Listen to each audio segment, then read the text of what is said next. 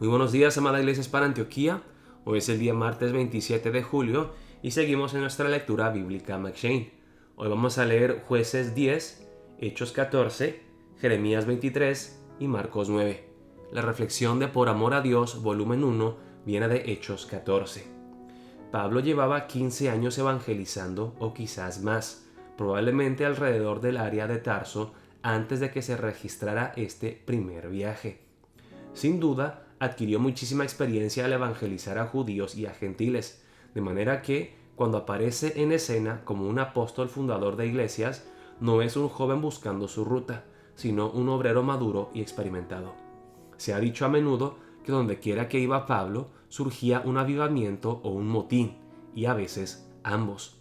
Esto no es totalmente cierto, por supuesto.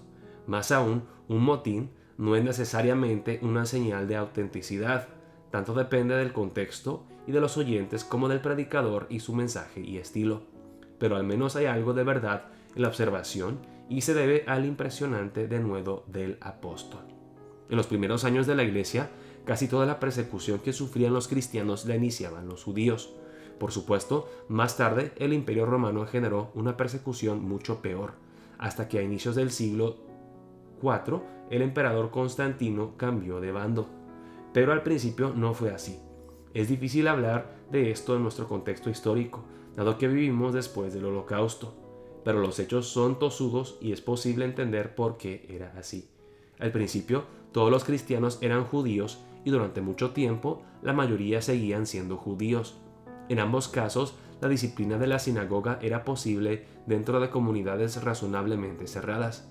Más aún, al menos en algunas ciudades, los judíos influyentes podían presionar a las autoridades paganas para que actuaran sobre ciertas personas que muchos judíos consideraban que estaban corrompiendo la tradición y la cultura judía. En Listra, que vemos en Hechos 14, versículos 8 al 20, hay un ejemplo espectacular de la inconstancia de una multitud. Al principio, los paganos intentan honrar a Pablo y Bernabé llamándoles Hermes, el dios de la comunicación, y Zeus, jefe del panteón griego, respectivamente, debido a las sanidades que habían hecho en nombre de Jesús. Pablo y Bernabé solo pudieron controlar a la muchedumbre con muchísimo esfuerzo y ésta luego atacó, persuadida por algunos judíos opositores que habían comenzado a pisarle los talones. La respuesta apostólica es asombrosa. Hacen todo lo posible por impedir la aclamación y aceptan la persecución como algo que es de esperar para aquellos que entren al reino de Dios. De camino a casa, pocos meses después, Pablo y Bernabé regresan a las ciudades donde ya habían fundado iglesias y nombran ancianos en cada una de ellas. Evidentemente, lo que significa un anciano maduro es completamente relativo a la edad y madurez de la congregación. Reflexiona sobre la relevancia de estos hechos en tu propio contexto.